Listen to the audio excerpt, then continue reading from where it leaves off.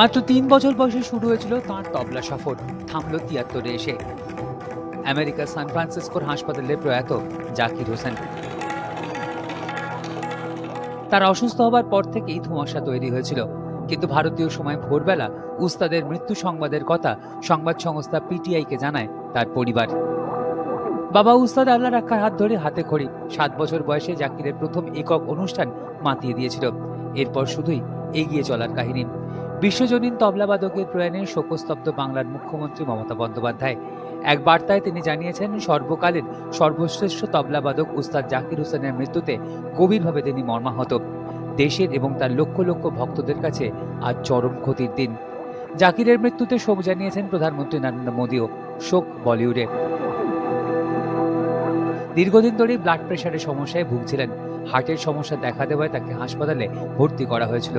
শুরু হয়েছিল প্রার্থনা, কিন্তু সেসব এখন অতীত। ১৯৫১ সালে জন্ম মুম্বাইয়ে। ভারত সরকারের পদ্মশ্রী, পদ্মভূষণ, পদ্মবিভূষণে সম্মানে ভূষিত হয়েছেন তিনি। ২০০৪ সালে তাঁর হাত ধরেই ভারতে এসেছিল প্রথম গ্র্যামি পুরস্কার। ২০২৩ সালে মুক্তি পেয়েছিল দিস মোমেন্ট।